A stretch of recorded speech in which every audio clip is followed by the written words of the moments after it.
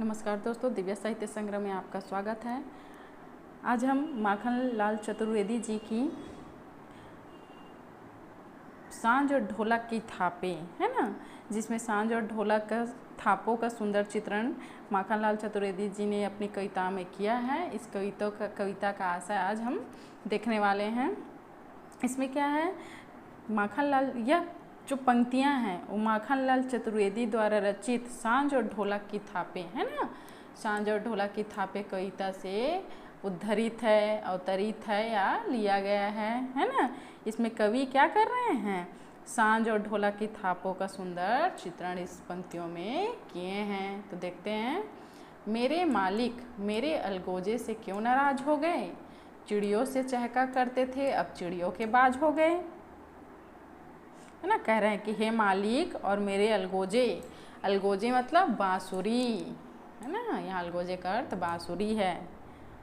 कह रहे हैं कि हे मेरे मालिक मेरे अलगोजे से क्यों नाराज हो गए। कह रहे हैं हे मेरे मालिक और मेरे बांसुरी, आप क्यों ना खुश हो गए, है ना। मैं यह समझ ही नहीं पा रहा हूँ। इससे पहले आप चिड़ियों की चहचहाहट से खुश होते थे, अब आप उन चिड़ियों के लिए आप, है ना, जानलेवा पक्षी बन गए हैं, है ना। चिड़ियों के लिए जानलेवा पक्षी कौन होता है, बाज, है ना। तो कह रहे हैं कि अब आप तो पहले उन चिड़ियों की चहचहाहट से बहुत खुश होते थे, लेकिन अब उन चिड़ियों के लिए कि बाज क्यों बन गए, है ना, जानलेवा पक्षी बाज क्यों बन गए। जब गुंडा मोची ढोलक पर अपनी थापे दे देता है, जब सोहन दादा का मस्तक उन थापों पर ढुल ढुल उठता, तब मेरे ओठों में बेकाबू सी उठती एक हरारत, अलगोजे से बजा बजा मैं थापों का करता हूँ स्वागत। कह रहे हैं कि मैं यह भी देख रहा हूँ, है ना, कहा जा रहा है कि मैं यह भी देख रहा हूँ जब गुंडा मोची ढोलक पर अपनी थापे देता है ना।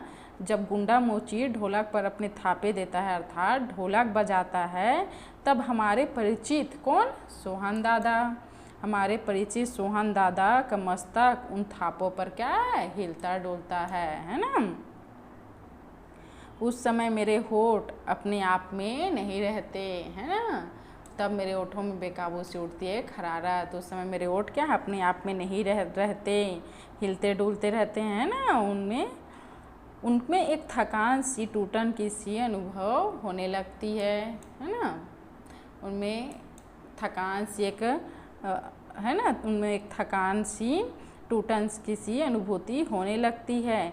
ठीक उसी समय अलगोजे से बजा बजा कर मैं आनंद मग्न हो जाता हूँ। अलगोजे मतलब बांसुरी, है ना। अलगोजे से बजा बजा मैं थापों करता हूँ स्वागत। ठीक मैं उसी समय क्या करता हूँ, बांसुरी बजा बजा कर आनंद मग्न हो जाता हूँ, फिर उन थापों में निरंतर ही स्वागत करते चलता हूँ। इससे क्या होता है ना, इससे क्या होता है, सारी जो सृष्टि और प्रकृति में भारी परिवर्तन होते दिखाई देता है। इसी कारण क्या है, जो सूरज है ना, उस दिन सूरज कुम्हला जाता, चंदन उतर भूमि पर आता, सन्नाटा एकांत देखकर अलगोजा से तान मिलाता। इसी कारण क्या है, जो सूरज कुम्हला जाता है ना, और क्या है, चांद धरती पर उतरा हुआ होता है, चारों ओर एक चुप्पी ठहर जाती है ना। अलगोजा से तान मिलाता, अलगोजा चढ़ गया ओठ पर, है ना। तो उस दिन सूरज कुम्हला जाता है। उस दिन क्या है, सूरज, जब मैं थापों अपने अलगोजे को, है ना, उसी लय से बजाता हूँ, मतलब बजा बजा कर आनंद मग्न हो जाता हूँ, तो क्या होता है, चंदा उतर भूमि पर, मतलब चंदा क्या है, धरती पर उतर जाता है। मैं निरंतर उनका स्वागत करते रहता हूँ, है ना, अपनी थापों से। चांद धरती पर उतरा हुआ होता है, उस दिन सूरज कुम्हला जाता है ना, सूरज उस दिन कुम्हला जाता है, सन्नाटा एकांत देकर गोजा से तान मिलाता है। और क्या है, चारों ओर एक अद्भुत सन्नाटा छा जाता है। इसे देखकर मैं उस अलगोजे से तान मिलाने लगता हूँ, मैं उस बांसुरी से तान मिलाने लगता हूँ। अलगोजा चढ़ गया ओठ पर, उतर उतर आंसू आ जाते हैं, पगिया के दो लिपटन उनके बेर घर बार पोसते हैं, है ना। हंस उठता हूँ जबकि गरीबी के झाड़ों में फल आते हैं, रास्ता चलने वाले रुकते वाह वाह के झर लाते हैं। दिन भर काम करेंगे मालिक, संझा हुई कि थापे देंगे। सांसें दे देकर बाजार से बाजी पर अलगोजा लेंगे। ममता के मेहमान बताओ कैसे तिरंगदाज हो गए। मेरे मालिक मेरे अलगोजे से क्यों नाराज हो गए, है ना। कह रहे हैं कि अलगोजा चढ़ गया ओट पर उतर उतर आंसू आ जाते हैं। जब कभी मेरा अलगोजा मेरे इन आतुर होठों पर चढ़ जाता है तो क्या होता है, मेरी बंसी का वादन होने लगता है ना।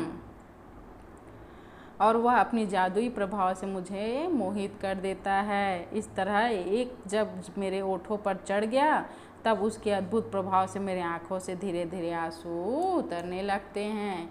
पगिया के 2 लिपटन उनके बेघरार पोंछते जाते हैं और पगिया की 1-2 लिपट न भी आने लगी तो उनके बेघर, है ना। कहने का आशा है कि उन प्रेम की बूंदों को एक एक करके पोंछने लगते हैं। हंस उठता हूँ जबकि गरीबी के झाड़ों में फल आते हैं।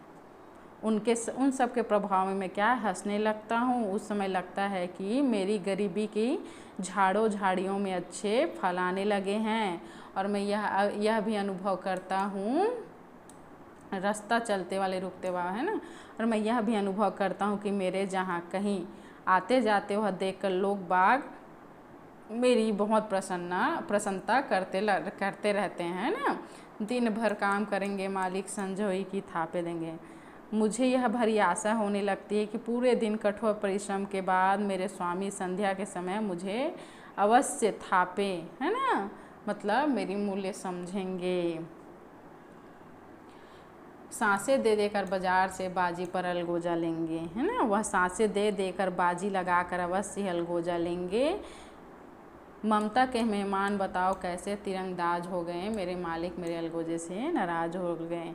लेकिन जब वह सब कुछ नहीं होता तब मुझे यह जिज्ञासा होने लगती है कि ममता के मेहमान स्वरूप मेरे मालिक मुझसे किसी प्रकार की तिरंगदाजी कर रहे हैं। मेरे मालिक आप मेरे अलगोजे से क्यों रूठ गए हो, मैं यह नहीं समझ पा रहा हूँ, है ना। देखो इन पंक्तियों में क्या देखा जाता है कि जो भाव है वो क्या है, अत्यंत ही सरल और सटीक है।